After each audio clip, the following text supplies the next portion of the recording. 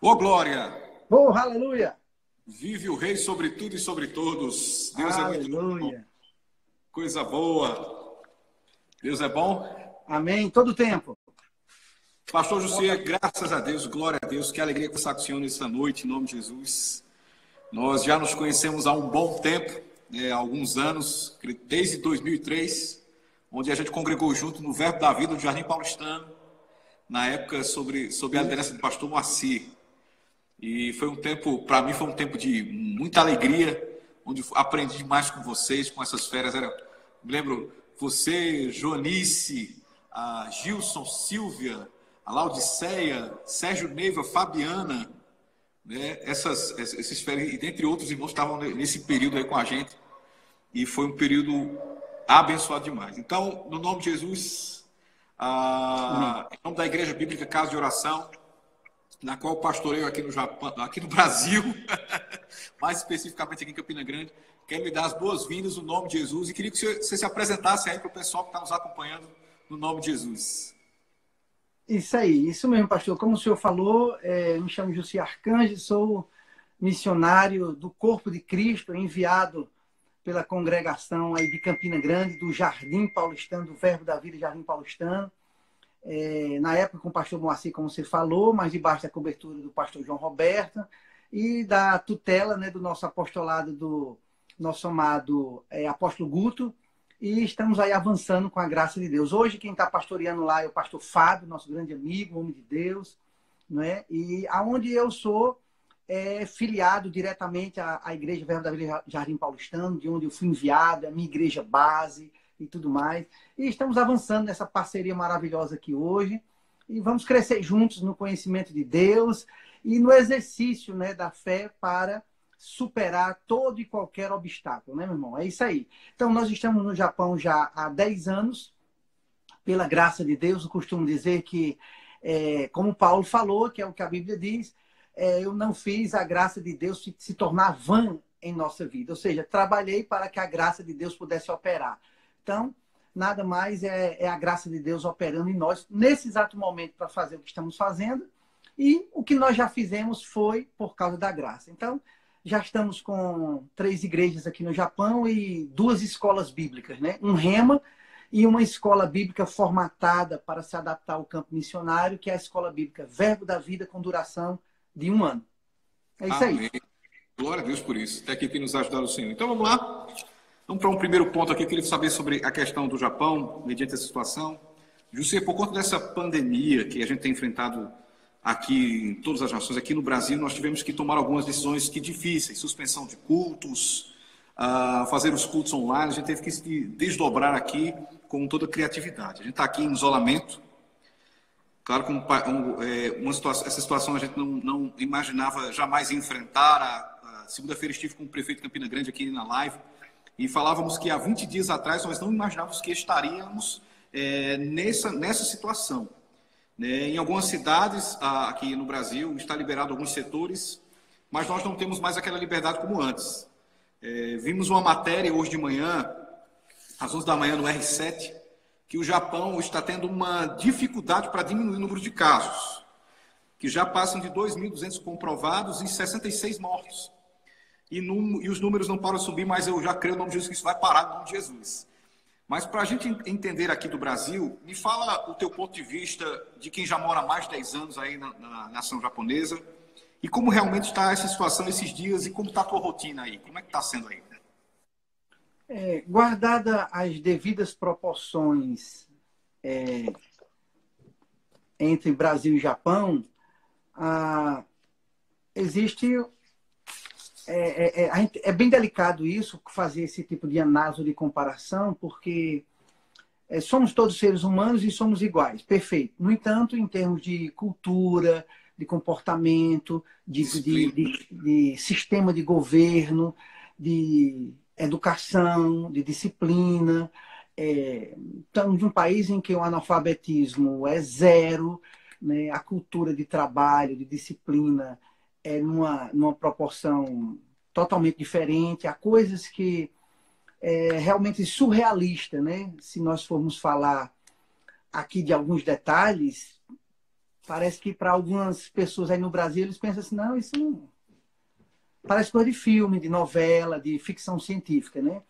Então, é delicado fazer uma comparação assim direta. Então, é muito importante dizer que a gente vai fazer assim algumas comparações, mas sempre com cuidado de não ser generalista, não ser... não estamos dando um parecer 100% científico, né? Estamos utilizando dados científicos e algumas informações, mas isso não nos faz cientista, né?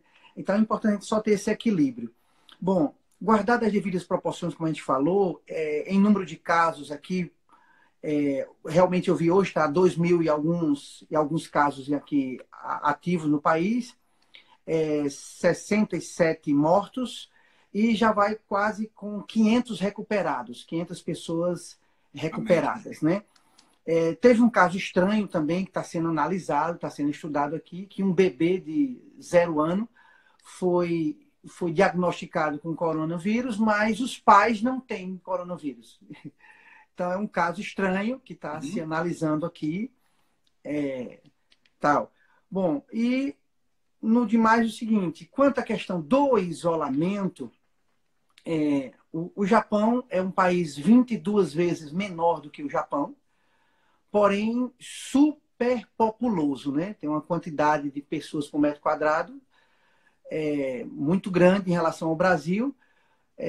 Nós temos o que? O país é do tamanho do estado de São Paulo, com 1/3 da população do Brasil, né?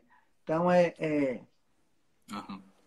1/3 da população do Brasil, ou mais do que 1/3 da população do Brasil. Então, é superpopuloso. Muita gente. No entanto, a cultura, você observar assim, proporcionalmente falando, nós estamos com muito menos da quantidade dos casos já, né? O Brasil já vai com quase 5.000, e o Japão com 2.000 e pouco, né?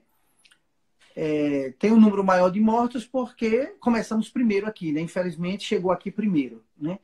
Mas, por ter chegado aqui primeiro, aparentemente era para estar maior. Isso significa que a curva aqui está mais extensa e menos vertical. Porque o tipo de isolamento aqui é um isolamento vertical, né? E não horizontal. Primeiro, realmente, se parou as escolas, universidades, se parou aglomerações de grande porte, né? No entanto, e foi orientado para que os grupos de risco e as crianças ficassem em casa e suas famílias cuidassem de seus idosos e tudo mais. E o trabalho continuasse, os trabalhos vitais continuam, né? Principalmente transporte, produção e alimentação e distribuição de alimento, né? O que se observa nitidamente, né? Nitidamente, é que houve, de fato, um grande exagero, um certo pânico inicial no Brasil de estabelecer um isolamento horizontal, extremo, excessivo, e agora ter que fazer um trabalho de conscientização para ir liberando ônibus, transporte. Era para ter sido feito o contrário. Primeiro segurar as crianças, depois segurar os grupos de risco, e aí ir paulatinamente fazendo o isolamento para reduzir a questão do pânico, do estresse, da depressão, de conflitos, né? Infelizmente, a questão política entrou aí no Brasil, político-partidária, por interesses pessoais, onde a população não ficou em primeiro lugar, né? Então, isso aqui é bem notório, independente de correntes ideológicas. Estamos falando do comportamento enquanto nação, e não enquanto partido e nem enquanto ideologia. É verdade que o vírus ele não escolhe, né, a partido nem ideologia. Então, as pessoas tomarem um partido e uma ideologia nesse momento é tomar partido do vírus e não das pessoas. Aqui a gente temos tido casos de pessoas em extremo. Pra você ter ideia, ontem à noite, bem recente isso, a gente terminou os expedientes aqui da igreja, a gente foi a uma lanchonete aqui, eu e o pastor auxiliar, pastor Montanha, pastor Emerson, e quando estávamos na porta da lanchonete, que a lanchonete não abriu, foi só atendendo o pessoal de fora, Nós encontramos duas senhoras ontem em estado de pânico. Elas comprando lanche ali, mas aquele medo, aquele receio, dizendo que estavam tomando remédio controlado. E naquele momento ali, o pastor Emerson, nós oramos por elas, lemos a palavra para elas, mas está sendo bem difícil mesmo essa decisão horizontal, dessa isolamento horizontal, trouxe muitos transtornos para aqui, para o Brasil. Mas estamos crendo na cura dessa nação também, em nome de Jesus e desses povos. Agora, deixa eu te falar uma coisa, José. E como está sendo, pastor José, perdão, como é que está sendo o pastoreio nesse tempo na congregação, na igreja, tendo visto que o isolamento aí está vertical, como é que está sendo os cultos aí na igreja? Então, pela primeira vez, fiz a primeira transmissão ao vivo pelo YouTube. Você que está me ouvindo agora, acessa lá o Verbo da Vida Okazaki, se inscreva, participe para dar uma audiência legal. A gente já passou do número de 100 inscritos para uma semana, né? E estamos com os cultos aos domingos, estamos fazendo dessa forma. Aqui acontece semipresencial, né? Acabou de ser liberado esse mês as aglomerações de pequeno porte, né? Não lotar ambientes, né? E manter uma distância de 1 a 2 metros de distância de cada pessoa e todo mundo usar máscara e o responsável pelos eventos fazer utilização de sistema de proteção, com higienização, álcool, gel, solicitar que as pessoas, quando saiam de casa, saiam já direto para o local do evento, não passem em outro local antes, para depois ir para o evento. Então, são algumas dicas e algumas orientações que as pessoas aqui elas são disciplinadas a obedecer. E eu estou falando até da cultura Nikkei, né? Que já é a cultura influenciada por a igreja estrangeira, por assim dizer. Então, são filhos e netos de japoneses. Então, a igreja, a nossa aqui, ela é ainda 100% estrangeira, né? Mas que alcança japoneses no efeito cascata, né? No efeito disseminação, assim, né? Ou seja, a gente alcança os brasileiros e os brasileiros nos seus trabalhos, na sua vida, aqueles que sabem falar um idioma, vão alcançando outros, né? Tanto é assim na escola bíblica, quanto é assim, né, no curso de teologia, quanto é assim na igreja. E aí, inicialmente, quando houve os primeiros casos aqui no Japão, aonde nós realizamos o culto, que é um centro cultural público, não foi fechado. Então, ficamos as primeiras 4 semanas, primeiro mês, fazendo as reuniões normais, tendo os devidos cuidados. E aí depois veio a decisão da prefeitura, que foi há um mês atrás só, de fechar. Então, quando fechou, nós passamos a fazer as reuniões aqui em casa e a escola também não parou, tanto a igreja quanto a escola, a gente funciona semipresencial, né? Vem a metade ou menos da metade aqui para a casa missionária, aí na porta ali ao chegar já faz a higienização, já evitamos a questão do abraço, do contato, tiramos a questão do coffee break, dos lanches, assim, porque aí a pessoa vem, senta, participa, conversamos a 1 metro e pouco de distância e depois todo mundo vai embora para sua casa. Ou seja, cremos na palavra, fazemos a confissão de fé, declaramos e tomamos os devidos cuidados. Sabemos que quebrar leis naturais é quebrar uma lei espiritual, portanto, a gente tem esse cuidado de não quebrar as leis naturais. Então, a gente vai avançando e agora, essa semana, recebemos a notícia que o local de eventos vai ser aberto, né? Só que como eu não estou com a internet lá, eu vou ter que continuar fazendo aqui, porque tem algumas pessoas que ficam distantes e como a viagem é um pouquinho longa, é 1h30, às vezes tem que parar para ir no banheiro, para comprar comida, para fazer alguma coisa. Então, a gente está aconselhando que esses assistam pela internet e fica normal. As pessoas continuam, normal que eu digo, sobrenatural. As pessoas continuam andando pela fé, continuam crendo na palavra, continuam confessando a palavra, continuam ligados no pastoreio e continuam dando seus dízimos, continuam dando suas ofertas e a gente continua interagindo como normalmente aqui é. eu até digo assim que em termos de isolamento social, eu não estou sentindo muito, porque eu já vivo, de certa maneira, num isolamento social.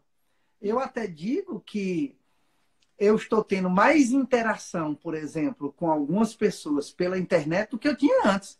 Porque mesmo o Brasil não vivendo em isolamento social, as pessoas não tinham nenhum interesse de conversar com a gente, por exemplo, de bater um papo, de trocar ideias, de interagir. E agora essa procura aumentou mais. Espero que depois que chegue a normalidade da quebra do isolamento, essa interação online continue, né, com todos os parceiros, mantenedores, com as igrejas, do corpo de Cristo de modo geral e tudo mais. Então, a gente viu que a questão do tempo, né, e do fuso horário é muito delicado, porque as pessoas viviam numa vida ativa no Brasil que a tendência de não lembrar, de não lembrar do que está acontecendo fora era muito grande. Né? Mas agora, como estão mais parados, mais em casa, então a turma está lembrando mais. Né? Que é muito Tá parando. bom. Tá tentando entrar uma ligação aqui, mas eu estou bloqueando aí. Tá? Então, é isso aí, cara. Então, eu aqui faço constantemente força nesses últimos 10 anos para quebrar o isolamento social, o isolamento cultural. A barreira do idioma é muito grande. Eu estou falando da minha pessoa como estrangeiro. Né? Já os japoneses, eu não posso dizer assim 100% como vive um japonês aqui, porque, olha, 10 anos que eu estou aqui, eu só tenho acho que três ou quatro japoneses que a gente conversa. Em 10 anos que eu tenho aqui, eu só converso com 3 ou 4 japoneses. Então, para você ter uma ideia como é a cultura, como é tudo mais. Então, é delicado. Mas pergunto mais aí, que é melhor você ir perguntando e eu vou responder. Só um comentário. Eu me lembro quando... Fazer um comentário extra pauta aqui. Acho que lá em 2004, uma vez era culto de missões. E eu morava aqui ainda moro no Jardim Paulistano, e eu subi para a igreja, para ir a pé, e eu vi um rapaz assim, diferente na igreja, assim, estava você, Joanice, caracterizados, acho que ela estava com uma roupa de geisha, alguma coisa assim, e você com uma roupa que era fechadinha aqui, que era estilo japonês, né, e ali já naquela preparação de oração, de tempo, para ir, e eu te ver aí no Japão, é uma alegria tão grande, né?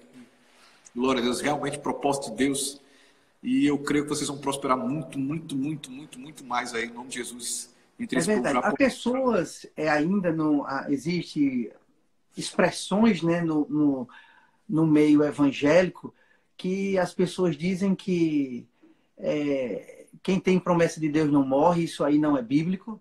Né? Uhum. Tem outros que dizem assim que o que Deus tem para você vai acontecer porque é a vontade de Deus. Não, não vai acontecer porque é a vontade de Deus se as pessoas não envolver fé e não se tornar, de fato e de verdade, cooperadores de Deus. Né? O cemitério está cheio de pessoas que morreram com promessas não cumpridas, e não foi porque Deus falhou, porque a palavra dele não é a verdade. E nem porque o diabo é forte o suficiente para impedir o agir de Deus. Ao contrário, é porque as pessoas negligenciaram o agir em fé e a postura de filho, de herdeiro, de co-herdeiro, para fazer a cooperação com Deus e fazer com que aquilo que Deus disse aconteça. Então, de fato e de verdade, assim, não há nenhum mérito em si de minha parte, a não ser o que a Bíblia diz, de nós nos tornarmos cooperadores de Deus e de nos tornarmos participantes da glória de Cristo. Se há uma coisa que a Bíblia dá uma oportunidade de nós, entre aspas, nos gloriarmos, é nos gloriar na glória de Cristo. Então, ele fez, ele conquistou, ele nos deu o seu nome, ele nos deu a autoridade, ele nos enviou, ele nos delegou o poder. Então, a gente pode, por causa disso, nos gloriar na glória de Cristo. Então, começar a fazer isso. Então, o que você viu, a gente se vestindo a caráter, com kimonos, com kimonos feminino, com kimono masculino. Isso foi porque a nossa primeira viagem missionária foi com o surgimento do Departamento de Missões no Ministério Verbo da Vida, no ano de 99 para 2000, e em 2000 nós realizamos a primeira viagem missionária à Bolívia. Na Bolívia, o Senhor me disse para eu não voltar. Foi quando o Sueli me convidou para ser o líder de missões, com a missão de voltar na Bolívia como equipe. E aí foi quando eu costumo dizer que nós temos que ser fiel à visão celestial. E naquela hora eu disse, olha, eu aceito ser líder, mas eu não aceito a missão de voltar na Bolívia. Ele, por quê? Porque quando eu estava na Bolívia, Deus me disse para eu não voltar. Ela disse, por quê? Se ela ainda não disse a segunda parte, só disse a primeira. Eu estou no passo da fé e da obediência. Então, eu disse, então vamos esperar um pouco. Possa ser que nesse caso não seja você a pessoa indicada para ser o líder. Então fica à vontade. Então colocaram outra pessoa na liderança, eu apoiei. Isso foi em novembro. Quando foi em janeiro, eu estava limpando o piso da minha casa com Joanice e eu ouvi, né, uma voz imperativa dizendo, vá ao Japão. Aí eu virei assim as costas, ali tinha alguém atrás de mim. Podia ser um anjo, né? Ou então o próprio Cristo se manifestando para nós ali, mas não era nem o próprio Cristo, nem um anjo, e sim uma voz imperativa dizendo vá ao Japão. Eu olhei para a Joanice e disse, Jô, já sei para onde nós vamos. A próxima viagem missionária vai ser para o Japão. Glória Ela disse, eu tenho paz, amém. Então, a partir dali, a gente começou a dar passos de fé. Isso foi no início de 2001. Né? Só que quando foi em maio de 2001, eu já estava no Japão com Joanice, sem filhos, só eu e Joanice solteiros. Solteiro não, sem filhos, casado, mas sem filhos. E ficamos por 30 dias na cidade de Hiroshima, na província de Hiroshima, numa cidade chamada Jogi. Né? Ficamos aí por 30 dias. Foi um choque cultural tremendo. Sem entender nada do idioma. Em menos de 4 meses, a gente já estava dentro, em menos de 5 meses, a gente já estava dentro do país. Foi um negócio impressionante. E aí, depois daí, o Japão não saiu mais do nosso coração. E a gente só veio entrar aqui de novo no país, eu sozinho, para conseguir o visto. Entrei como visitante em 2009. E depois o visto saiu para a família inteira em 2010. Então, observe, de 2001 até 2010. 9 anos, quase 10 de preparação. Então, aquele dia que você me viu de roupa a caráter, de kimono japonês, foi em um dos dias em que eu estava trabalhando no Banco do Nordeste, no meio da rua, e eu ouvi mais uma vez, eu questionando o Senhor, eu dizendo, Senhor, eu orando em línguas, trabalhando, orando em línguas, perguntando, Senhor, o Senhor disse que ia acontecer e não está acontecendo, por que não está acontecendo? E ele disse, porque você não está andando em fé. Aí eu disse, como que eu não estou andando em fé? Aí eu fui botar o meu currículo. É impressionante como a gente ainda quer convencer Deus de que quem é o incrédulo é Ele e não nós. E aí eu disse, como pode? Eu sou líder de missões da minha igreja, eu sou professor do Rema, eu sou ministro da igreja local, eu já fiz viagem missionária, eu já fiz isso, eu já coloquei meu currículo gospel para o Senhor, como se ele não soubesse, né? E aí eu vi uma voz muito doce, muito paciente, dizendo, quem crê, fala. Eita. Aleluia.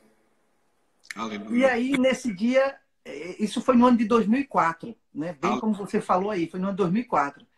Quando eu volto em casa, eu costumo dizer nas pregações que eu me lembro desse dia como aquele filme que eu assisti, não sei se vocês se lembram, quem assistiu depois, um filme de Rambo, que ele tinha guardado, ele estava aposentado do Exército, tinha guardado uma caixinha do Exército com a sua medalhinha, com aquelas fitas, com aquele negócio. E quando o cara chama ele para a missão, aparece ele, acho que é o Rambo número 1, né? Parece uma coisa assim. Aí ele vai naquela caixinha, abre a caixinha, e aí vai colocando a fita na cabeça, vai colocando aquelas marcas assim, coloca aquela outra fita aqui no braço e tal, e diz, agora eu tô pronto e tal, né? Então eu me lembrei disso porque eu tinha uma caixinha que eu tinha trazido do ano de 2001, quando eu estive no Japão. E dentro daquela caixa estava o kimono, estava uma fita de se colocar na testa, né? Tava a fita aqui do lado, né? Tava algumas lembrancinhas, né, que a gente trouxe do Japão. E eu comecei a fazer os primeiros stand de missões do Ministério Verbo da Vida, e começou com a gente ali, né? E aí eu fui. Nesse dia foi bem interessante, porque eu cheguei na porta, né, da cozinha e disse: Joanice, hoje eu vou para a igreja. Aí ela disse, era uma terça-feira, culto de oração. Ela disse: Jussi, hoje eu não posso porque eu estou cuidando das crianças e tenho que fazer algumas coisas para amanhã. Eu disse: tá, tudo bem. Aí eu disse: então eu vou. Aí eu entrei no quarto, troquei de roupa, coloquei essa roupa caráter e voltei na porta de novo e disse: tô indo. Aí Joanice olhou assim, deu aquela risada. Aí disse: vai na tua fé, irmão, eu estou contigo.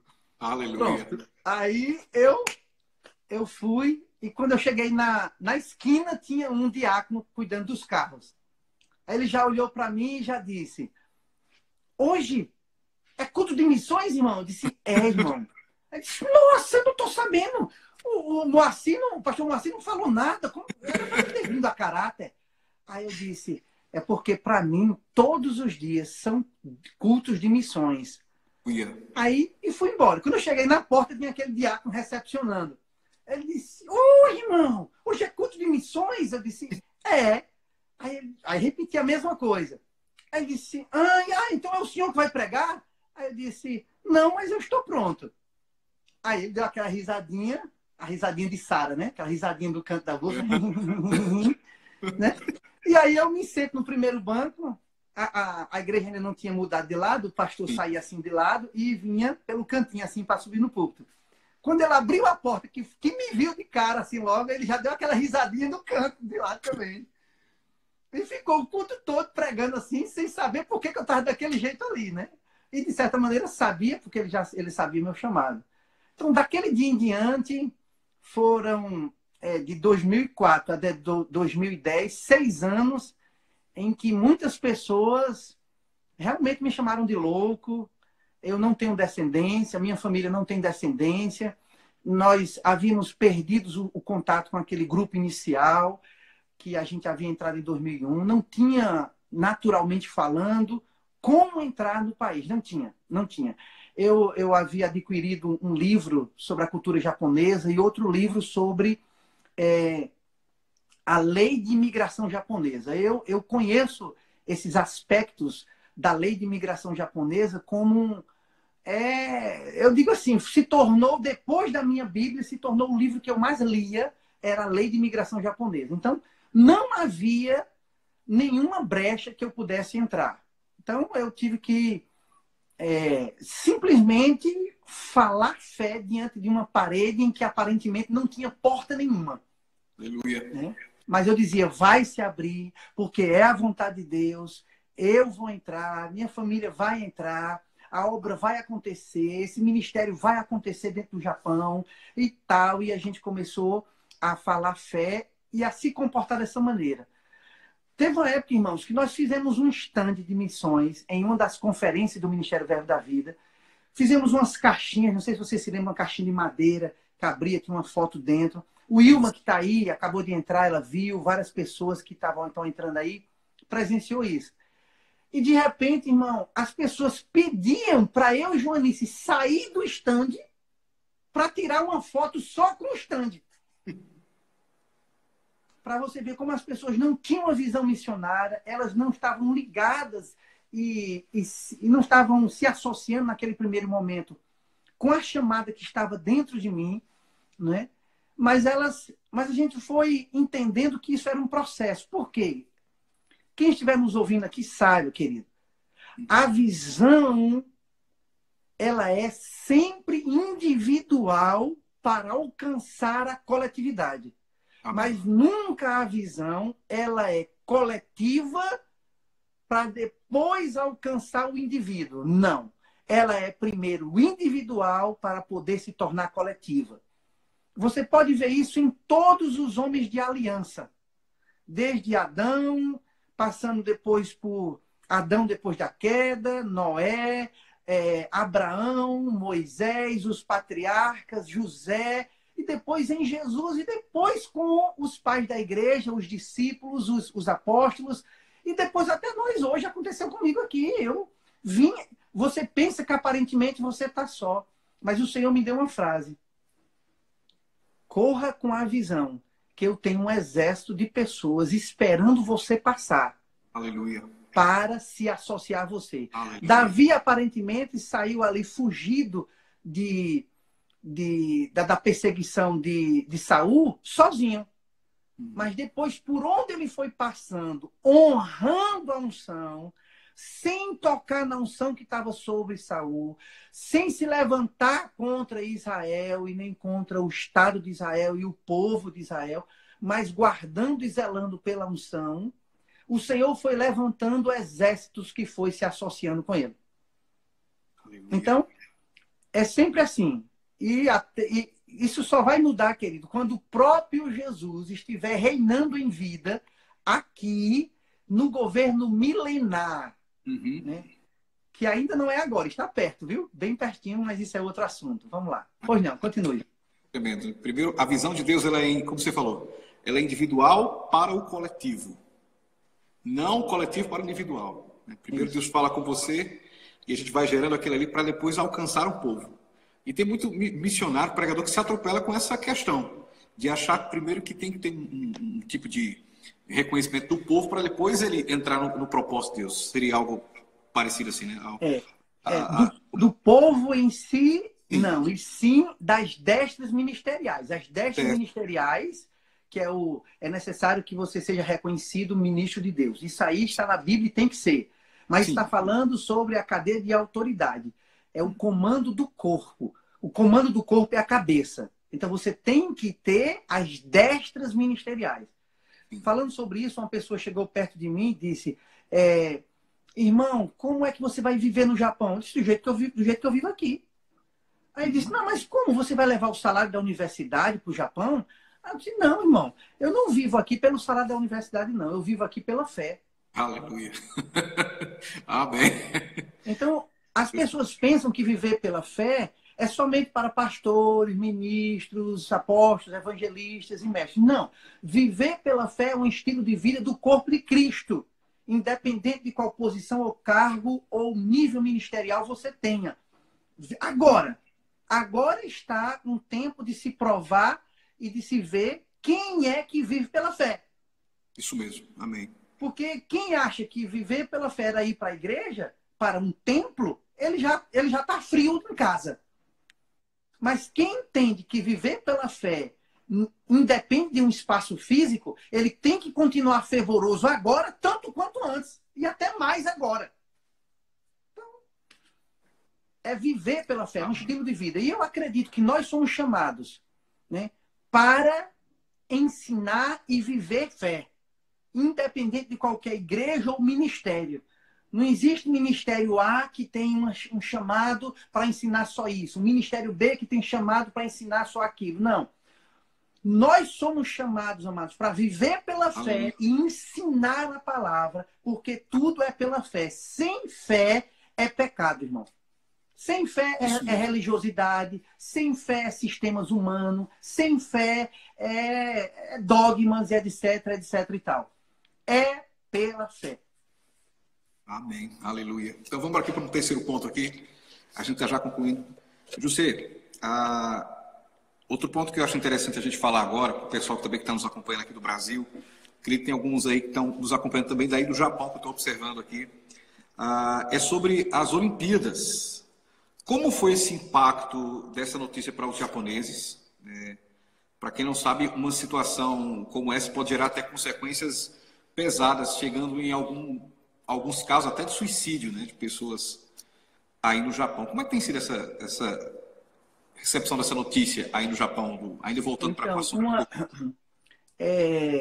A disciplina e o esforço de trabalho que eles têm aqui como cultura, trabalho, que é uma cultura muito forte, muito enraizada, né? Porque diz respeito à própria sobrevivência, né? É uma ilha e, portanto, e também, além de ser uma ilha, é uma ilha que tem muitos percalços, né? Como terremotos, tsunami, infelizmente por conta das usinas nucleares, porque falta a questão da energia. Teve a explosão da energia nuclear em 2011, né?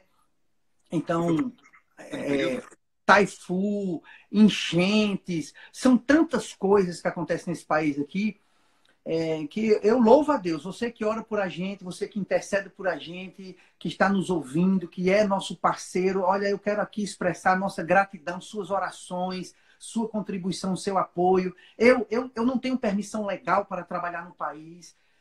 Entre aspas, eu sou obrigado realmente a ter, estou falando obrigado do ponto de vista da legislação. Pela legislação, o meu visto só me permite viver pela voz. O que é muito interessante, né? Porque eu vivo pela fé mesmo. Fé fala. Então eu vivo pela voz. Ou seja, quando eu digo isso, é porque ele só me permite ser professor, né, de língua ou acadêmico, alguma coisa assim. Né? Só que como os meus diplomas do Brasil não têm validade aqui, a não ser numa escola estrangeira. Só que o meu visto de trabalho aqui só me permite 4 horas por dia. E as escolas trabalham 8 a 10 horas por dia. Então, eles não querem contratar uma pessoa só de 4 horas. Sim. Então, amado, eu vivo pela fé mesmo, eu creio. E o suprimento tem chegado pelo envolvimento que as pessoas fazem, se tornando cooperadores de Deus e apoiando o missionário no campo e mantendo a família Arcanjo no campo missionário. Com suas orações em primeiro lugar, e em segundo lugar com suas ofertas, e em terceiro lugar com a atenção, com o diálogo, com o interesse de procurar saber, de receber um retorno, ou até mesmo de dar um retorno da carta notícia. Porque às vezes muita gente pede um vídeo, pede uma carta, a gente envia, mas não tem retorno. Às vezes o povo só pergunta, como é que está aí, Jussier? Mas a gente também quer saber como é que está aí no Brasil. Né? Não o que jornais diz, não o que televisão diz, não o que aparece num vídeo, porque vídeo não revela tudo. Aqui, ó. Eu estou dentro da minha casa, mas o que é que esse vídeo revela? Somente essa bandeira que está aqui atrás. E o resto da casa todinho, 99,99% da casa não aparece. Então as pessoas elas ficam limitadas a uma informação que aparece num celular, numa TV, numa carta notícia, mas não quer saber o que acontece nos bastidores, o que é a vida mesmo aqui. Entendeu? Então, José, eu sei que tem muita gente que tem o desejo de ministrar, de ofertar, e às vezes por não saber ou por não estar focado com a ousadia de chegar e perguntar como é que eu faço para fazer, como é que eu poderia fazer agora? Vou fazer uma pergunta para você, que eu sei que vamos ter uma audiência grande. Eu não sei se eu não uso muito o Instagram, estou aprendendo ainda, mas se puder postar uma foto, de repente eu posso postar uma foto aí no grupo, ou até mesmo no meu Instagram mesmo já tem um cartão com as nossas informações bancárias e nas nossas páginas também, no Facebook, no YouTube, também tem as informações, mas eu vou estar compartilhando com o senhor e o senhor também pode estar compartilhando. É simples. A nossa conta oficial principal é a do Banco do Brasil, aí de Campina Grande, ali da Universidade Federal, a 1591-1,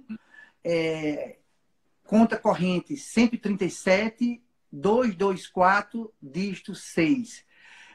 A primeira titular é minha esposa, Maria Joanice de Sena Serpa Arcanjo. Eu também sou o segundo titular. E depois você pode pegar conosco o CPF se você for fazer uma transferência de um outro banco. Se for do mesmo banco, não precisa. Mas se for de outro banco, precisa do CPF. Aí também já tem aí os dados que pode receber. E uma coisa importante em oferta, irmão, é que as pessoas precisam entender que as pessoas normalmente pensam em oferta grande e oferta pequena.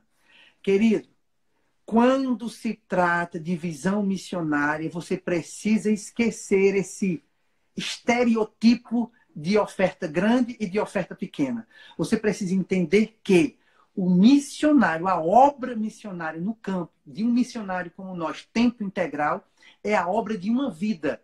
E nós não precisamos comer somente um dia, ou uma semana, ou um mês, ou um ano, mas uma vida. Então as pessoas elas precisam desenvolver a cultura de uma manutenção missionária. Sim, sim. Não estou dizendo que a pessoa tem que adotar o missionário pela vida inteira, mas ela pode fazer adoções que a gente chama de longo prazo. Curto e longo prazo, médio e longo prazo. Curto prazo é uma oferta pontual. Médio e longo prazo, de 3, 6 ou 12 meses ou 24 meses, a pessoa adota. Aí a pessoa diz, o que é? Certamente uma pessoa chegou para mim, aquele rapaz que perguntou como é que eu ia viver aqui no Japão, eu disse que pela fé. Ele chegou para mim e disse que ia receber que eu orasse porque ia ter uma causa na justiça que ia ser liberada nesses dias e que eu orasse para que fosse liberado mais rápido e que ele ia dar uma oferta grande. Aí eu olhei para ele e disse, irmão, eu vou orar, esse negócio vai ser liberado, mas independente do dia e da hora, eu convido você a dividir o que você pensou de uma oferta em 100 parcelas ou 1000 parcelas e deposite uma vez por mês. Contanto que quando você for depositar, você se lembre de fazer uma oração por mim. Ou de mandar uma carta, um e-mail perguntando como eu estou. Se você fizer isso, irmão, vai ser maravilhoso. Porque esse é o conceito que Jesus Cristo disse como resposta sobre as pessoas que o estavam acusando de pregar contra os impostos. Então ele disse, olha, me dê uma moeda. Dê a César o que é de César e dê a Deus o que é de Deus. O que é de Deus? A honra, o reconhecimento, a fidelidade, a comunhão. A comunhão. Então, a parceria missionária independe de uma oração grande ou de uma oferta grande ou de uma oferta pequena, de fazer uma oração de 1 hora ou uma oração de 1 minuto. O que importa é você ser um cooperador de Deus. Porque o mais interessado em ganhar o Japão para Jesus e em ganhar o Brasil para Jesus não é você aí no seu pastoreio, não sou eu aqui no campo missionário. O mais interessado é Deus, porque ele disse que assim como ele enviou Jesus, ele está nos enviando para salvar o mundo. Né? Então, ele é o mais interessado na colheita e na edificação do povo. Nós, dele, somos seus cooperadores. Então, é isso aí. Vamos ligar nosso coração com Deus e cooperar. Mas você falou algo assim, ó, sobre a questão das Olimpíadas, é que eles disseram uma frase de fé, só que não dependia só deles. Eles disseram, nós estamos prontos e preparados para fazer todo o esforço enquanto nação, para fazer essas Olimpíadas acontecer no mês de junho, ou até mesmo no mês de julho, né? E fazer o que era necessário. No entanto, realmente, quando isso se espalhou no mundo inteiro, como aconteceu na Itália, na Espanha, e agora no Brasil, nos Estados Unidos, você imaginar que Nova York, Manhattan e outros locais estariam quase que isolados, é surreal. É surreal. Então, tem que ter cuidado, sim, né? Mas saiba que nenhum cuidado extremo também vai produzir a vacina. E nenhuma ação também minimizar a situação também vai resolver. Ao contrário, tem que andar em equilíbrio e saber que cada cidadão aqui no Japão e aí no Brasil tem que fazer sua parte de higienização, não agora, mas por toda a vida. Né? Agora de uma maneira mais extrema, mas depois vai chegar um equilíbrio. Mas tem que ter um cuidado, tem que manter uma certa distância e tem que ter esses cuidados e, sobretudo, tem que buscar a Deus e confiar nele, sobretudo, porque por todo cuidado que a gente possa fazer, quem pode livrar é Deus. Glória a Deus. Irmão José, estamos encerrando agora essa live. Foi uma bênção poder estar com você nesse período agora, conversando, sabendo um pouco como é que está a realidade da igreja japonesa. E vamos conversar mais. Foi muito importante isso que você falou. Sim, em nome de Jesus. Apenas a gente ter essas interações de picos, de vez em quando, mas sempre. Vamos. Eu quero que você, em nome da Igreja Bíblica Casa de Oração, estamos com você. Amém? Vamos fazer mais isso. Amém. Vamos com sua parceria e vamos avançar mais e mais. Minha saudação a todos vocês, em nome de Jesus. Amém. Eu quero que, se Deus permitisse, entrar aqui no telão, aqui, ministrando a palavra aqui no culto. Isso, vamos fazer isso mesmo. Isso ao mesmo. Vivo aí, que Deus é muito bom. E eu queria orar por você. Amém. E nesse contexto, pode orar, sim, por esse... Existe, sim, uma questão do suicídio no país, Sim. mas que está ligado mais à questão cultural do que a própria questão do vírus em si.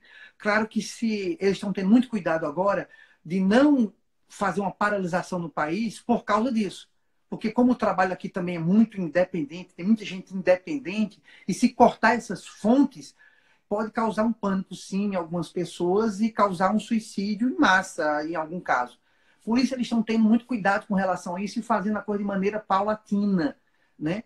Existe um espírito também que está ligado a um código de honra que envolve um orgulho e uma vaidade japonesa, mas que isso vai cair por terra e que o código de honra, do ponto de vista positivo, vai continuar, mas o código de honra, do ponto de vista do orgulho e da vaidade, deve cair, e o povo japonês, assim como o povo brasileiro, se levantar, buscar a Deus e estender a mão no sentido de socorro, né? Às pessoas, serem generosos, doadores, e respeitar. Quando o governo disser quem vai trabalhar é só tal grupo, vai só tal grupo e o resto fica dando suporte.